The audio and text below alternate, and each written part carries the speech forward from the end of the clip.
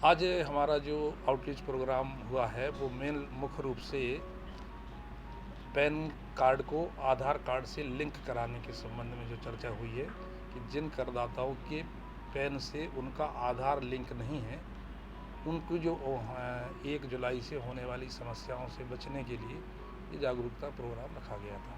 क्या फ़ायदे और क्या नुकसान है इसके लिंक होने और ना होने से? देखिए, फ़ायदे तो हम नहीं कह सकते हैं कि वो तो एक मैंडेटरी है कि पैन को आधार से लिंक होना ही चाहिए, लेकिन इसके नुकसान हैं।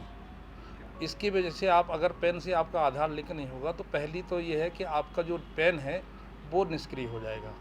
कब से? 1 जुलाई से 30 जून तक रहेगा। अगर 30 जून तक अगर आप जो है उसको लिंक नहीं करेंगे तो वो 1 जुलाई को ऑटोमेटिक निष्क्रिय हो जाएगा और उसकी वजह से फिर आप कोई वित्तीय लेन देन नहीं कर सकते, आपका जो इन्वेस्टमेंट है वो आप नहीं कर सकते, आप सेल परचेज है वो नहीं कर सकते। यानी इस तरह की जो समस्याएं जहाँ पे पैन की रिक्वायरमेंट होती है और जब आपका पैन ही डिलीट हो गया है तो वो सारी समस्याएं आपको फेस करनी ही पड़ेंगी। एसएससी कैसे चेक किया जाए इसको कि पैन लिंक है या नहीं?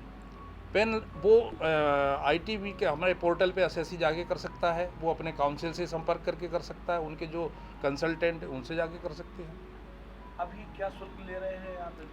अभी 1000 रुपये शुल्क दे करके ही आप पहले 1000 का चालान जमा करें, ऑनलाइन जमा करें, उसके बाद आप उसको पैन को लिंक कर सकते हैं। ये पेनल्टी की श्रेणी में है कि आवेदन का शुल्क?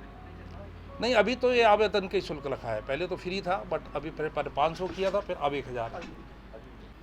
एक्चुअली अभी जो वो है सरकार का प्रावधान है उसके हिसाब से 30 जून तक सभी को अनिवार्य रूप से लिंक करा लेना है और अगर नहीं लिंक कराते हैं तो पैन कार्ड ही है वही निष्क्रिय हो जाएगा हमारा। तो जो भी ट्रांजैक्शन, जो भी ऐसे हमारे कोई लेन देन है जहाँ पर हमें पैन कार्ड देना होता है वो कोई भी लेन देन हम नहीं कर पाएंगे। जैसे बैंक खाते से अगर पैसा निकालना है, जमा करना है तो बगैर पैन कार्ड के संभव नहीं हो पाएगा क्योंकि हमारा पैन कार्ड निष्क्रिय हो जाएगा। कोई हम वाहन खरीदना चाहते हैं तो नहीं कर पाएंगे। कोई संपत्ति का स्थानांतरण करना चाहते हैं यानी संपत्ति हम खरीदना चाहते हैं, बेचना चाहते हैं तो वहाँ भी इस तरीके के जो वित्तीय लेन देन है वो नहीं कर पाएंगे। म्यूचुअल फंड वगैरह में निवेश करना चाहते हैं, शेयर मार्केट की ट्रेडिंग करना चाहते हैं, शेयर्स में निवेश करना चाहते हैं तो ये सारे जो लेन देन है वो हम पैन के निष्क्रिय हो जाने के बाद ये सब नहीं कर पाएंगे। खुद का पैसा भी निकाल नहीं पाएंगे? हाँ, जब तक पैन कार्ड नहीं रहेगा तो वो खाता इनऑपरेटिव हो जाएगा। वो जब तक हम फिर से इसको आधार से लिंक नहीं कराएंगे वो पैन हमारा एक्टिव नहीं होगा और वो पैन जब तक उनके डेटाबेस में नहीं पहुंचेगा बैंक के में तब तक वो ट्रांजैक्शन में मतलब परेशानी उत्पन्न करेगा। देखिए, पैन और आधार लिंक ये समस्या हर उस जगह पे आनी है जहाँ पे पैन कोटिंग अनिवार्य है। जैसे आप कोई भी अकाउंट खुलवाते हैं, बैंक का ही ले लें, बैंक का ही ट्रांजैक्शन ले लें, वहाँ भी होता ये है कि कोई भी जो ट्रांजैक्शन हो रहा है उसमें टीडीएस का जहाँ भी आ रहा है, जैसे मान लो आपको इंटरेस्ट मिलता है, इंटरेस्ट में टीडीएस के रिडक्शन का प्रावधान है।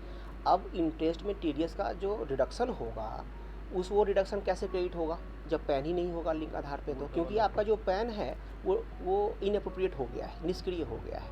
तो वो क्या है ना कि टैक्सेशन फिर 206AA एक सेक्शन है वहाँ से कवर हो जाएगा, फिर 20% के आप उसमें आ जाएंगे। जैसे अगर आपके पास पैन आधार से लिंक है तो पैन अप्रोप्रिएट है तो आपका जो स्लैब होगा 10% का 10% से टीडीएस डिडक्शन होगा।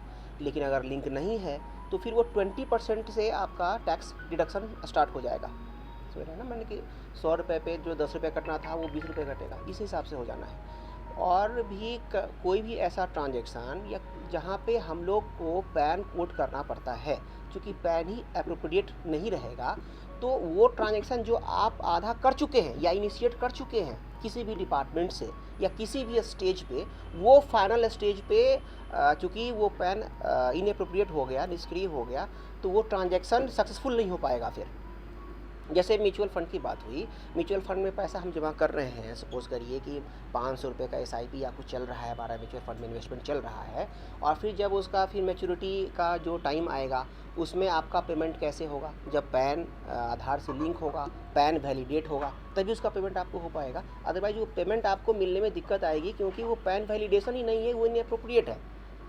तो इसलिए एडवांस टैक्स क्या है, उससे क्या लाभ मिल सकता है? एडवांस टैक्स का सिनेरियो ये है कि जो टैक्स पेयर्स हैं जिनकी टैक्सेबिलिटी और जो जिनकी टैक्सेबिलिटी 10,000 रुपीज़ से एक्सीड कर रहा है, 10,000 रुपये से जिनको ज़्यादा देना है, उनके लिए ये प्रावधान किया गया है इनकम टैक्स में कि वो एक बार इनकम टैक्स ना दे करके वो 4 चरण में देते हैं, ठीक है ना। तो उनका जो इंस्टॉलमेंट होता है, इंस्टॉलमेंट है कि फर्स्ट क्वार्टर का, जैसे अभी 15 जून एक क्वार्टर एंड होगा, तो 15 जून तक उनको 15% के हिसाब से जो उनके टैक्स का टोटल क्वांटम है वो कैलकुलेशन के आधार पे उनको जमा करना होता है। तो ये अनिवार्य इसलिए भी है क्योंकि जब पूरे साल का एक बार आपका पूरे साल का टैक्सेशन आप एक बार देते हैं और 10,000 से ज़्यादा होता है, तो फिर जो आप पेमेंट करते हैं आइदर सेल्फ असेसमेंट टैक्स के रूप में करें, तो वो उस पर पूरे साल का जो अप्रोप्रिएट टैक्स के ऊपर इंटरेस्ट आपको पेमेंट करना पड़ता है। तो इस इंटरेस्ट से आप बचेंगे, इसलिए भी आवश्यकता है इस बात की कि जो एडवांस टैक्स का जो बाइफर्केशन है कि 15% 15 जून तक आपको जमा करना है,